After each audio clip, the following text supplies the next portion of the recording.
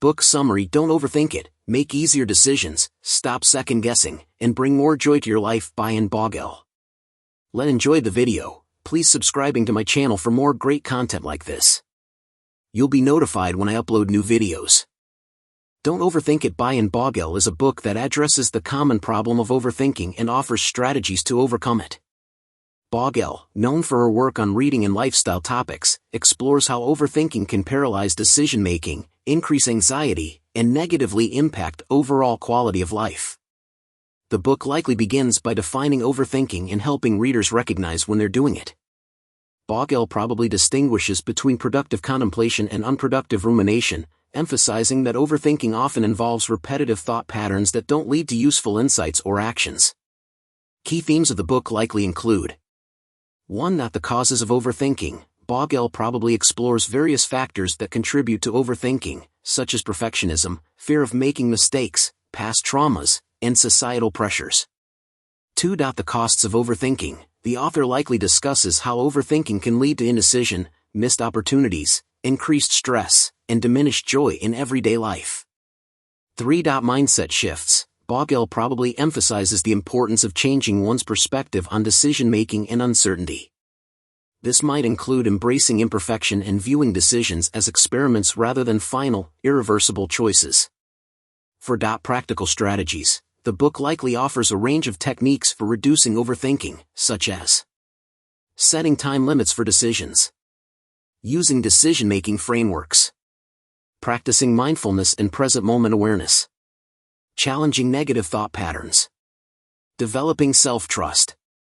5. Creating supportive environments. Bogel might discuss how to create physical and social environments that discourage overthinking and promote decisiveness.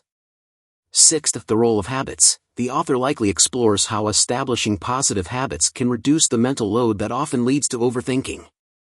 7. Embracing intuition. Bogel probably discusses the value of trusting one's instincts and the balance between analytical thinking and gut feelings. 8. Overcoming analysis paralysis. The book likely offers strategies for moving forward when faced with overwhelming options or information. Here are 5 general examples that might illustrate the concept of overcoming overthinking. 1. A bride-to-be who is stressed about every minor wedding detail learns to prioritize decisions and delegate less important choices, resulting in a more enjoyable planning process and wedding day. 2. Implements a decide and move on policy for minor choices, leading to increased productivity and job satisfaction. 3. A college student overwhelmed by choosing a major uses a decision-making framework to evaluate options based on her values and interests, ultimately making a confident choice. 4. A retiree who constantly worries about his financial decisions learns to trust his financial advisor and focus on enjoying his retirement rather than obsessing over market fluctuations.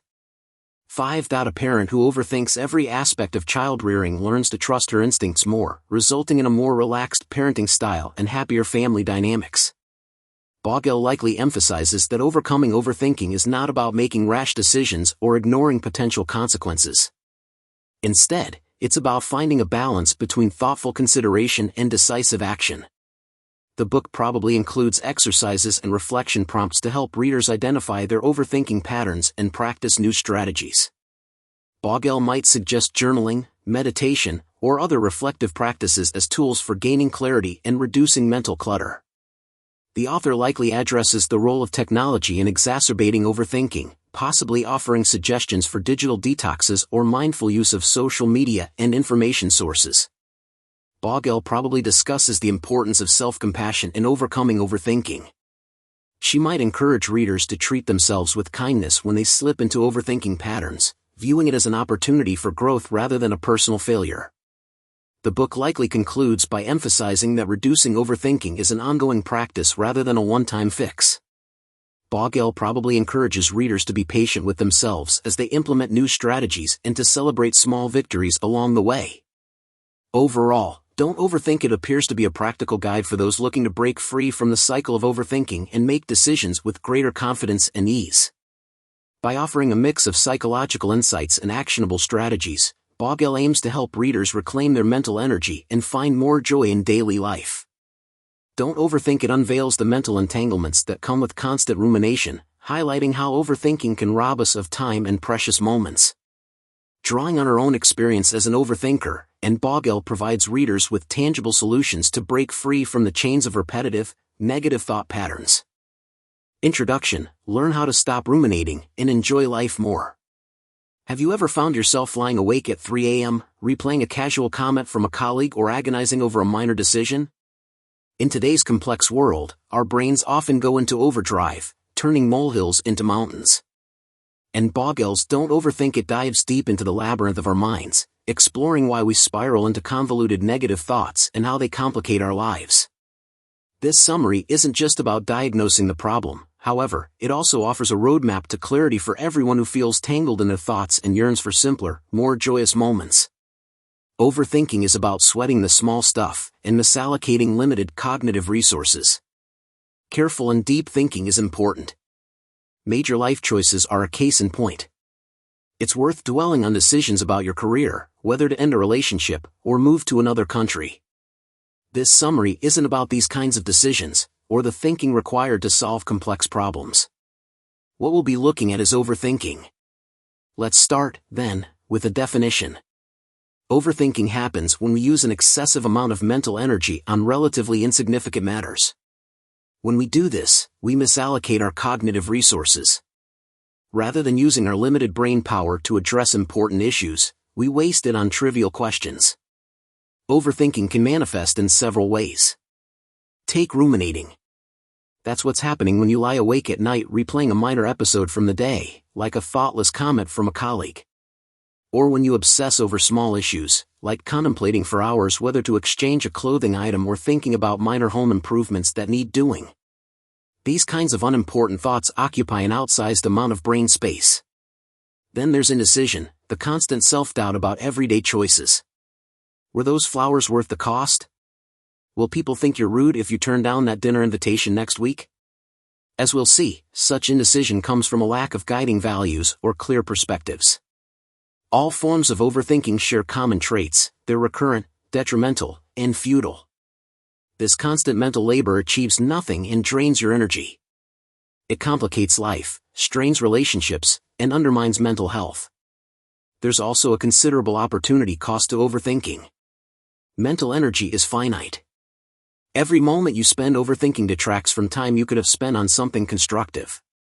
How you spend your days defines your life. Spending those days overthinking is a wasted opportunity to live a better, more fulfilling life. Of course, no one chooses this way of being. It's a trap, not a choice. We all desire more for ourselves, aiming for contentment rather than uncertainty. Yet, the escape seems elusive. Our goal in this summary is to pave the way for a life free from overthinking. True contentment, Anne Bogel argues, arises from thoughtful living. It's about focusing on what really matters. Our aim, then, is to equip you with strategies to combat decision fatigue, reduce overwhelming feelings, and infuse tranquility and happiness into daily living. With these tools, you'll learn to effectively allocate your time and ensure that your moments and days are well spent and well lived. Perfectionism can lead to analysis paralysis. Recognition is the first step to change. In other words, if you want to combat overthinking, it's crucial to recognize when you're doing it. That means observing patterns and being mindful of your actions. One of the telltale signs of overthinking to look out for is analysis paralysis. So what's that, exactly? Well, it's when you're stuck in a cycle of constant thought that never reaches a conclusion. The core issue here isn't the decision you need to make, but your mental approach toward it. The result? Indecision, stalling, and a constant revisiting of the same information. This drains your mental energy, amplifies stress, and hampers your ability to make sound decisions in the future. After all, if you don't trust yourself to get the small stuff right, how can you trust yourself to manage the big stuff? Breaking out of the analysis paralysis trap starts with a reality check. Let's break that down. One of the most common causes of overthinking is the idea that there's a single right answer to problems. This is a form of perfectionism, which is an unrealistic idealization of the world. Perfect solutions are a myth. Most problems have not one but multiple good solutions. If you believe in a single correct solution, you're going to spend lots of time gathering more and more data. If there are many ways of solving a problem, by contrast, you're going to be more interested in moving forward and seeing if solutions actually work. Put differently, you'll see those potential solutions as hypotheses that need to be tested. There are lots of ways of propelling yourself toward taking action. You can set yourself a deadline, for example, or create a list, seek a friend's perspective, or even delegate the choice to someone else. The key is to give yourself permission to falter. When you allow yourself to experience failures, you loosen the stranglehold of absolute perfection over your decision-making. Best of all, you begin to see that failures aren't endpoints, they're rich learning experiences. Mistakes often offer more valuable insights than a smooth sailing journey. If you're constantly on guard, preventing errors at all costs, you rob yourself of potent lessons. Yet, for many, the word failure can be a daunting one. But think back to what we just said about solutions being hypotheses.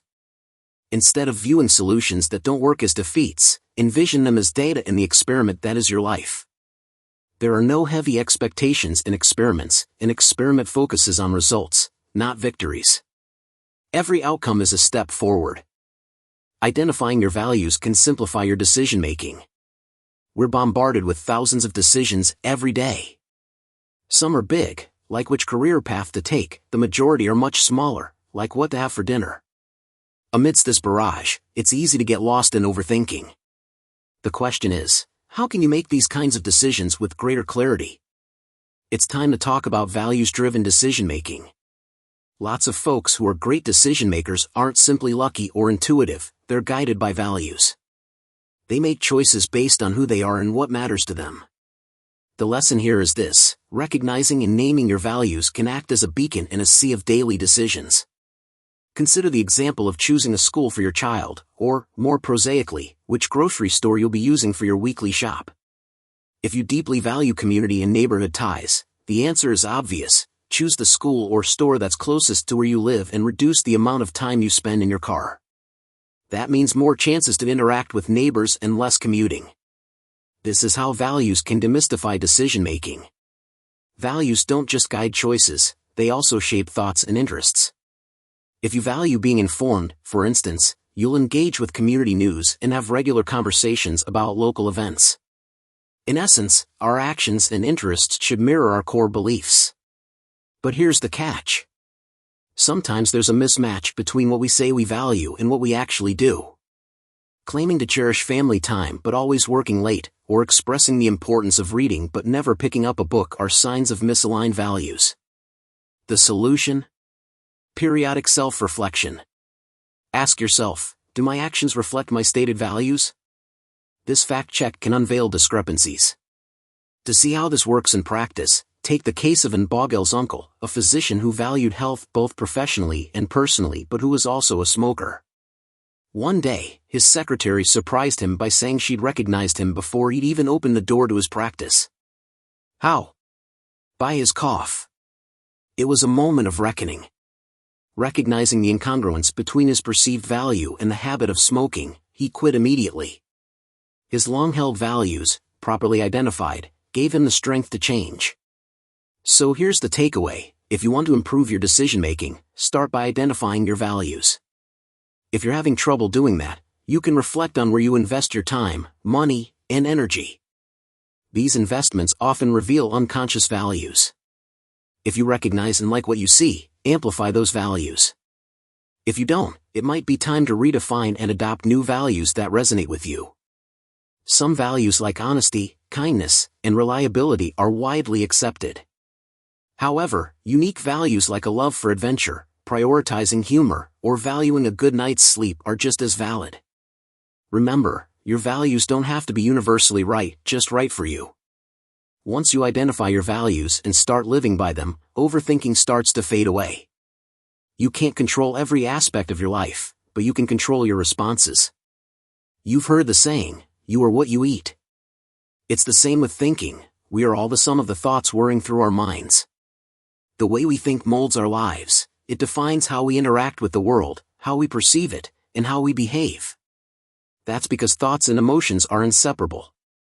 While events around us are often beyond our control, our reactions, which are driven by our thoughts, shape our feelings and actions.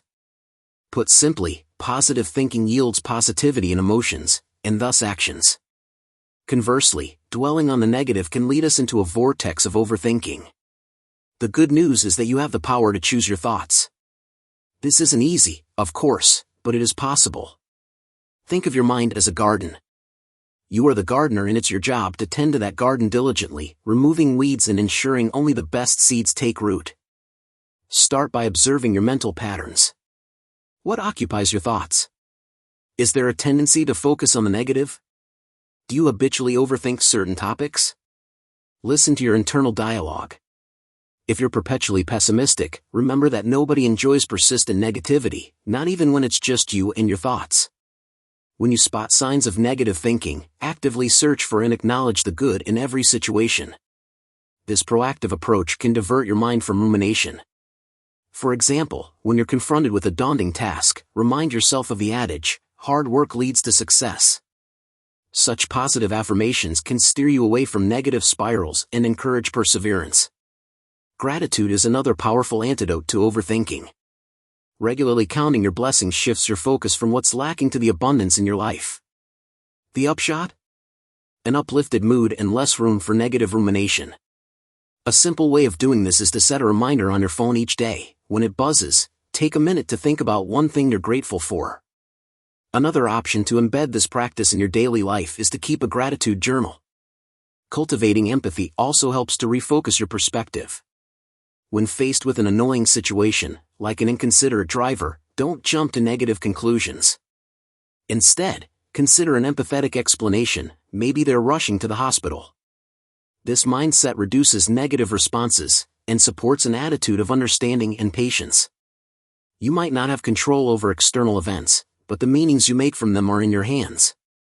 When you stop overthinking, you open yourself up to life's small joys.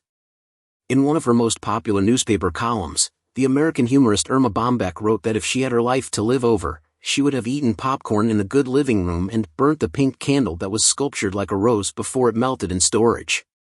Bombeck wrote those words in 1979, but they still resonate. There's an abundance of small and profoundly good things in our lives, and just as many moments in which we pass up the opportunity to savor them because we're overthinking things. The point, here, is that a joyful life doesn't require grand gestures and extravagant luxuries. Often, it's small, inexpensive pleasures like Bombeck's pink rose candle that fill us with happiness. Reducing overthinking isn't just about eradicating negative thought patterns and bad habits, it's also about embracing joy. Anne Bogel, for example, spent many years denying herself a simple pleasure, keeping a bouquet of flowers on the countertop in her kitchen. Those bouquets weren't expensive, a bunch of her favorite tulips cost less than $5. But she overthought it. Did she need the flowers? No, not really. So she left the tulips in the store and passed up one of the things that makes her happy. While little treats can seem inconsequential or even frivolous, their absence can lead to a mentality of scarcity rather than abundance. Such pleasure shouldn't be viewed as extravagances, but as affirmations of the beauty in everyday life. In other words, treat yourself. What qualifies as a treat? It's that little extra, a delightful deviation from the ordinary. It doesn't need to be pricey either, all that matters is that it resonates with you. Some people cherish lavender baths in the evening, for others, it's a magazine subscription or going to the cinema with a friend. Treats are individual. Creating habits around these treats can be liberating and automate our joy, negating the compulsion to overthink and self-debate about such pleasures. Instead of weighing up the pros and cons of buying those flowers at the store, imagine having a preset philosophy that encourages you to enjoy without guilt. Having these ready-made decisions allows you to seize the moment, be it the rich taste of dark chocolate after dinner or a restorative Saturday morning hike. Nowadays, Bogel adds a bouquet of fresh flowers to her cart every time she's at the store. That eliminates the mental fatigue of decision-making and ensures that every shopping trip ends with a touch of joy. So, what constitutes simple abundance for you? Reflect on the moments you might be denying yourself out of misplaced guilt. It's essential to challenge that internal voice which whispers, "I don't deserve this." Instead, reframe your perspective. Remember that abundance isn't always tied to a price tag. It might be an undisturbed hour with a gripping novel, a peaceful tea break on your porch, or a moment of stillness admiring nature's beauty. There are so many opportunities for joy. The real gift lies in allowing yourself to relish these pockets of happiness, without overthinking or waiting for a grand occasion. After all, in the grand tapestry of life, these simple pleasures often weave the most vibrant patterns. Conclusion. Overthinking wastes cognitive resources, puts unnecessary strain on us, and complicates life. It often results from unclear values, leading to indecision.